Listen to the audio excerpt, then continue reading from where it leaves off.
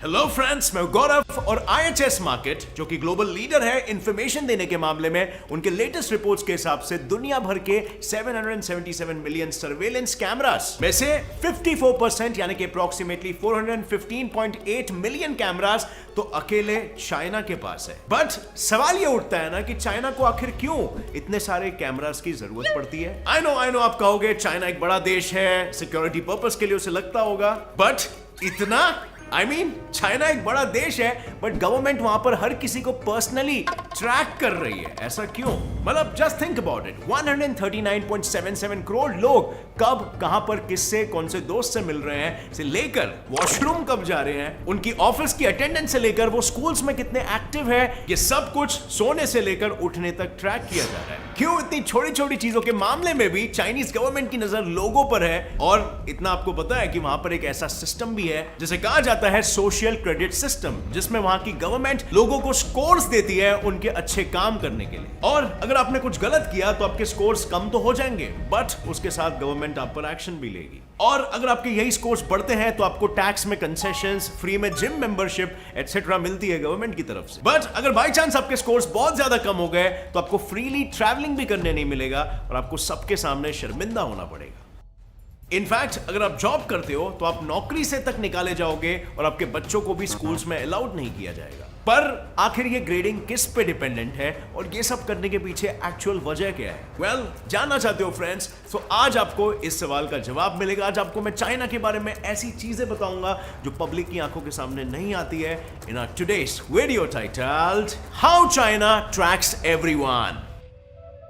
अब फ्रेंड्स, सबसे पहले तो ये बात करते हैं कि ये चाइना वालों ने अपने सिक्योरिटी सिस्टम्स और कैमरास को कहां और कौन से फील्ड्स में इंस्टॉल करके रखा है। सबसे पहले नंबर पे आता है WeChat और ऑनलाइन बैंकिंग ट्रांजैक्शंस। अब हमें ये तो पता है कि चाइना में WhatsApp की जगह पे WeChat ज्यादा मशहूर है, पर क्या तुम्हें ये पता है कि वहां के गवर्नमेंट के पास इसका फुल एक्सेस है? बिल्कुल, वहां के लोग किसके साथ बात कर रहे हैं, क्या इमेजेस और वीडियो शेयर कर रहे हैं, उनको सब पता होता है चाइनीज गवर्नमेंट को। अब ऑब्वियसली ये सुन के आप उनके प्राइवेसी के बारे में सोच रहे होगे, चाइनीज सिटीजन्स के, बट गवर्नमेंट का कहना यह है कि ये उन्हीं की सेफ्टी और सिक्योरिटी के लिए है।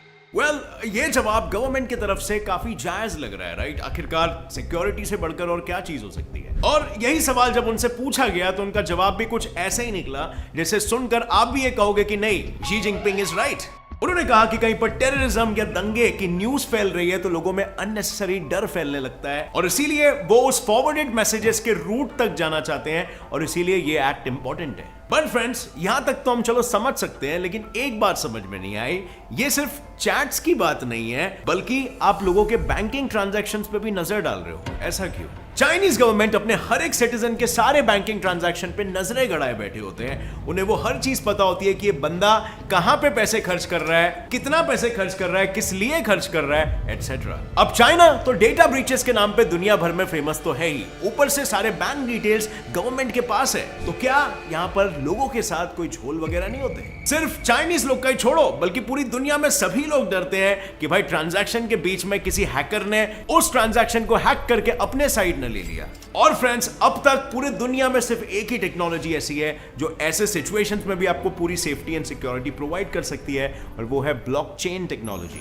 और अब अगर मैं इसके सिक्योरिटी के बारे में थोड़ा आपको समझाऊं तो बिल्कुल इसका जैसा नाम है वैसे ही इसका काम है। इसमें बहुत सारे ब्लॉक्स होते हैं जो एक चेन में एक दूसरे से कनेक्टेड होते हैं और हर एक ब्लॉक में payment sender plus receiver plus past history of that currency, मतलब वो पैसे इनके बीच ट्रांजैक्शन होने के पहले किसके पास थे, ये सारा इंफॉर्मेशन हेक्स कोड मतलब कि कंप्यूटर के कोडेड फॉर्मेट में स्टोर्ड होता है। अब मान लो अगर किसी को कोई ट्रांजैक्शन को हैक करना है तो जस्ट थिंक अबाउट इट, उसे क्या क्या डिकोड करना पड़ेगा। ऑब्वियसली पेमेंट सेंडर का इंफॉर्मेशन, रिसीवर का इंफॉर्मेशन एंड पास्ट हिस्ट्री पूरा उसके ट्रांजैक्शंस का। बट यहां पर आता है एक मेजर पार्ट, पास्ट हिस्ट्री अगर कोई हैकर खोलेगा तो उसमें उसको मिलेगा पास्ट सेंडर, रिसीवर और उनके पास्ट हिस्ट्री का कोड, जिसे डिकोड करने में और पास्ट के मेंबर्स अंदर आते जाएंगे और वो चीज तब तक चलती जाएगी जब तक वो उस करेंसी के सबसे पहले ट्रांजैक्शन तक न पहुंच जाए, और तब जाकर उसके पास सारा इंफॉर्मेशन होगा जिसकी मदद से वो इस ट्रांजैक्शन को हैक कर पाएगा।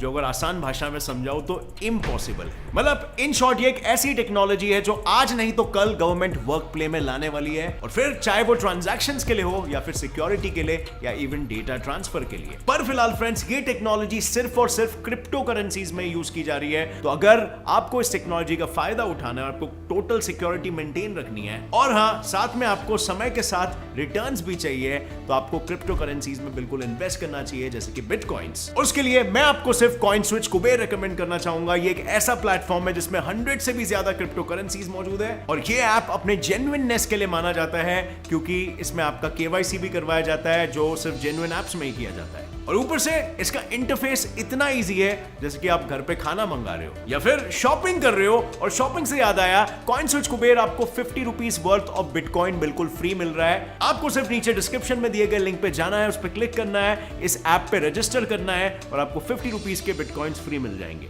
अब फ्रेंड्स, आप प्रॉपरली क्रिप्टो करेंसीज में रिसर्च करके इसमें पैसे इन्वेस्ट भी कर सकते हो, जिसकी वैल्यू हर किसी एसेट क्लास की तरह आगे बढ़ती रहेगी और आपको बाद में आगे इसका मुनाफा मिलेगा। So anyway, coming back to the topic, हम बात करते हैं रोड्स और ज़ीब्रा क्रॉसिंग्स के बारे में चाइना की। सो चाइना वालों ने ना मेजर कैमरास रोड साइड और सिग्नल्स पे इंस्टॉल करके रखा है। और क्यों?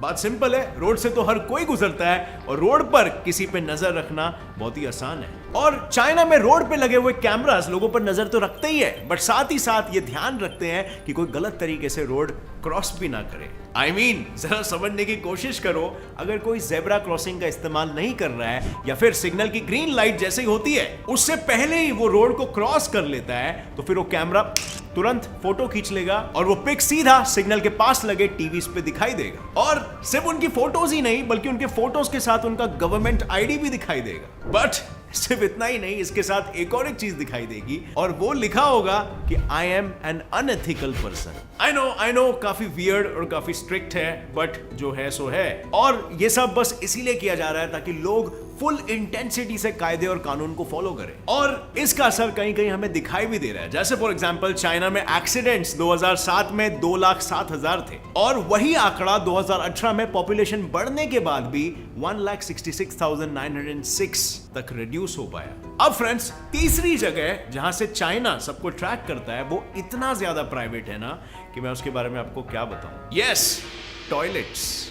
चाइना में face recognition based AI technology toilets में भी यूज होता है। और क्यों पता है? ताकि लोग टॉयलेट पेपर कम यूज करें और गवर्नमेंट का उस पे कम खर्चा हो। और इस चीज का पालन करने के लिए वहां पर बड़ा ही अजीबोगरीब सा सिस्टम यूज हो रहा है। मेरा मतलब है, वहां पर टॉयलेट्स में वेंडिंग मशीन्स यूज होते हैं जो आपको टॉयलेट पेपर देते हैं, पर ऐसे ही सीधे नहीं दे देते। अगर आपको टॉयलेट पेपर चाहिए तो सबसे पहले आपको उसके सामने खड़ा होना पड़ेगा, उसके बाद वो मशीन आपको आपके उम्र के हिसाब से टॉयलेट पेपर देगी। और यहां पर आती है सबसे विचित्र बात, अगर आपको टॉयलेट पेपर मिला, आपने स्वीकार कर लिया, और फिर आपको लगा यार मेरे उम्र के हिसाब से मुझे सही नहीं मिला, मुझे और ज्यादा चाहिए, तो आपको वहीं पर 9 मिनट के लिए वेट करना पड़ेगा। 9 मिनट के बाद ही मशीन सेकंड रोल देगी आपको।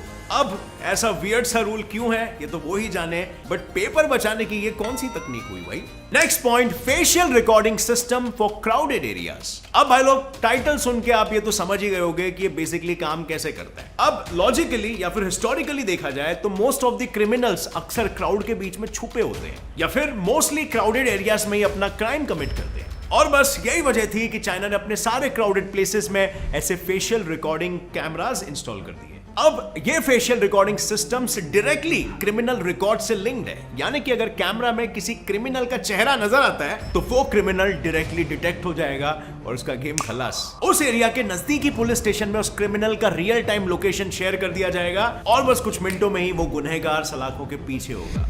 अब ये टेक्नोलॉजी मुझे पर्सनली काफी पसंद आई, मुझे लगता है ये इंडिया में भी आना चाहिए। और बाय द वे, इस टेक्नोलॉजी की वजह से हर साल 3000 क्रिमिनल्स पकड़े जाते हैं चाइना में। और सिर्फ इतना ही नहीं, इनका ये सिस्टम इतना एडवांस्ड है कि एक इंसान क्राउड में कितनी देर से खड़ा हुआ है ये तक बता सकता है। इसके अलावा ये सिस्टम फेशियल रिकग्निशन की मदद से ये तक बता देता है कि एक पर्टिकुलर एरिया में कितने लोग रहते हैं और उस एरिया में न्यू विजिटर्स कितने आए हैं, कितने बार वो न्यू विजिटर्स देखे गए हैं और क्या करते हुए देखे गए हैं। ये सिस्टम लोकल पुलिस को बता देता है कि ये बंदा कहीं और का है और ये यहां पर बहुत दिखता है और ये क्या करता है, तो कोई शक की बात होगी तो पुलिस वालों पहले से ही सतर्क हो जाते हैं। नेक्स्ट पॉइंट है स्कूल्स। अब इस आर्टिफिशियल इंटेलिजेंस टेक्नोलॉजी ने स्कूल के बच्चों को भी नहीं बख्शा। वहां के कुछ स्कूल के बच्चों के सर पर इलेक्ट्रॉनसेफेलोग्राफी यानी कि एक ऐसी मॉनिटरिंग मेथड जो ब्रेन की इलेक्ट्रिकल एक्टिविटी को रिकॉर्ड कर सके, वैसी टेक्नोलॉजी वाले हैंड बेल्ट्स बांधे जाते हैं और इन बेल्ट्स पे 3 कलर्स की लाइट्स जलती है, जहां रेड का मतलब होता है कि स्टूडेंट डीपली फोकस्ड है, ब्लू यानी कि वो स्टूडेंट थोड़ा डिस्ट्रैक्टेड है और ध्यान नहीं दे रहा है, और व्हाइट यानी कि डिवाइस ऑफलाइन है। मतलब समझ रहे हो, जब डिवाइस ऑनलाइन होता है तब टीचर्स स्टूडेंट के डेटा अपने कंप्यूटर्स पर देख सकते हैं, एज इफ वो बेल्ट टीचर को कह रहा हो कि भाई देखो ये बच्चा आपके लेक्चर पे ध्यान नहीं दे रहा, ये डिस्ट्रैक्टेड है, क्लास को डिस्टर्ब कर रहा है, और ये बच्चा बहुत ही होनहार और पढ़ाकू है, और ये इंफॉर्मेशन टीचर्स पेरेंट्स को तक भेजते हैं। अब फ्रेंड्स, इन सारी जगहों को छोड़ के भी चाइनीज लोगों को और कई जगहों पर ट्रैक किया जाता है गवर्नमेंट द्वारा, जैसे कि घर के बाहर, कैफे में, ऑफिस में। बट क्वेश्चन तो अभी भी सेम है ना कि ये सब आखिर क्यों? क्या वहां पर सच में इतने सारे क्राइम्स होते हैं कि गवर्नमेंट को ये सारे स्टेप्स मजबूरन लेने ही पड़ते हैं? वेल, अगर मैं आपको शुरुआत से बताऊं तो चाइना का नॉर्थ वेस्टर्न पार्ट जिनजियांग, जहां पर मोस्टली मुस्लिम्स रहते हैं, वहां पर हर दम बहुत ही ज्यादा दंगे फसाद होते रहते थे। इसकी वजह से गवर्नमेंट ने वहां के लोगों के मन में डर बैठाने के लिए सिक्योरिटी कैमरास हर जगह पे लगा दिए। अब सरप्राइजिंगली इसका इफेक्ट काफी अच्छा आया और अब गवर्नमेंट मोटिवेटेड हो गई कि ये सिक्योरिटी सिस्टम्स को हम पूरे देश में लगा दें, ताकि लोग एक छोटी सी भी गलती करने से पहले 100 बार सोचें और अपनी जिंदगी एथिक्स, मॉरल्स और गुड बिहेवियर में जिए। और फिर ताकि लोग इसे हंसी खुशी अपनाएं, इसके लिए उन्होंने सोशल क्रेडिट सिस्टम की स्कीम पास कर दी, जहां इस स्कीम में लोगों को अपना सोशल क्रेडिट इंक्रीज करने के लिए ब्लड डोनेशन से लेकर गरीबों को खाना खिलाना, चैरिटी और सोशल वर्क्स में एंगेज होने से लेके अपनी सोशल रिस्पॉन्सिबिलिटीज पूरे करने में रिवॉर्ड पॉइंट्स मिलते हैं। और वैसे तो ये स्कीम 16 साल की उम्र के बाद शुरू किया जाता है, जिसमें सभी को स्टार्टिंग में 1000 पॉइंट्स दिए जाते हैं और इसके बाद उन्हें ये पॉइंट्स को बढ़ाते जाना है, और अगर रूल को तोड़ा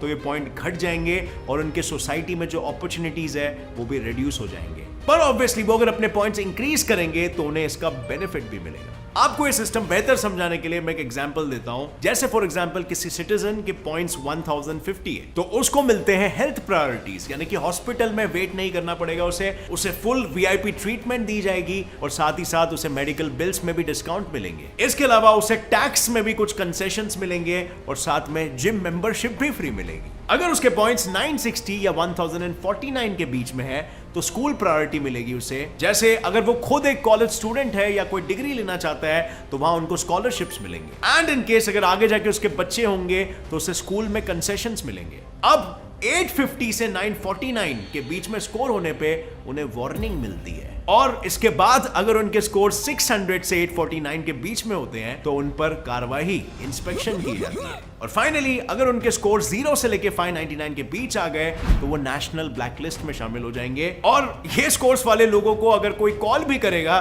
तो एक कॉलर ट्यून प्ले होगा जो कुछ ऐसा बोलेगा कि जिस व्यक्ति को आप कॉल कर रहे हो वो नेशनली ब्लैकलिस्टेड है। Do take care of yourself cause he can be a fraud और एन अनएथिकल पर्सन और even a criminal. Thank you. सो है ना टेक्नोलॉजी का काफी इंटेंसिव यूज, बट अब सवाल ये आता है कि क्या वहां के लोग इन सारे कायदे कानूनों से खुश है कि नहीं? And the answer is of course no.